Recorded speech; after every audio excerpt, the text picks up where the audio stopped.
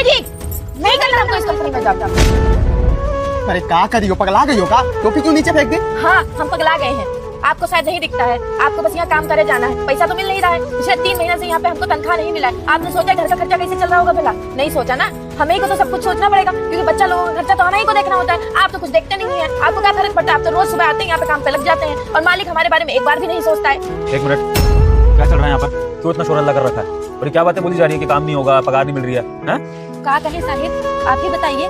हाँ, जिस इंसान को 3 महीने से पगार न दी जा रही हो तो उसको क्या करना चाहिए? हाँ, हम लोगों से पूछिए ना, हमारे घर का खर्चा चल कैसे रहा है आखिर? जो जोड़े बटोरे थे सब लुट गया इसी में, क्योंकि 3 महीने से हमको पगार मिल ही नहीं रही है। हमारा बच्चा 3 महीने से स्कूल नहीं जा रहा है, क्योंकि उसकी फीस नहीं भर पाए हम। अब उसके खाने का करें या उसका फीस भरें, तो गुस्सा नहीं आएगा क्या हमको? उसके भविष्य के साथ हम खेल रहे हैं।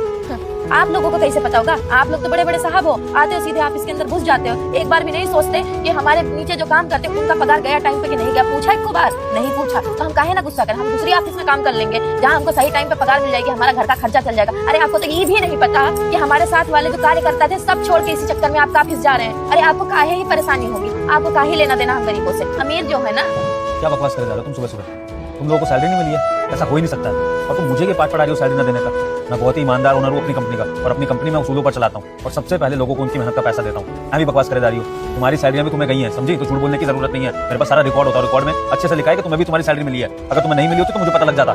साहब, मेरी बीवी बिल्कुल सही कह रही है, हमें 3 महीने से सैलरी नहीं मिल रही है। मैं तो काम कर रहा हूँ, मेहनत कर रहा हूँ, पर मेरी बीवी से बर्दाश्त नहीं हो रहा है कि हमारे बच्चे भूखे रहें।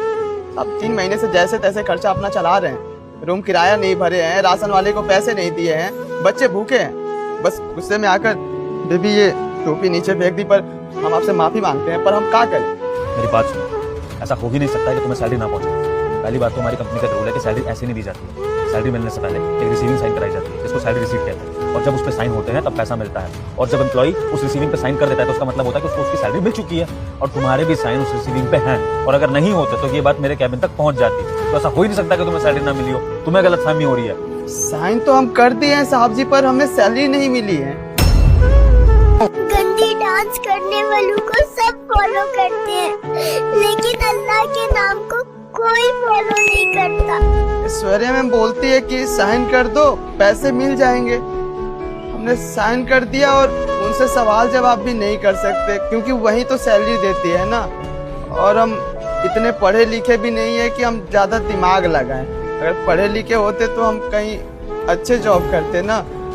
हमारी मजबूरी का फायदा उठाया जा रहा है,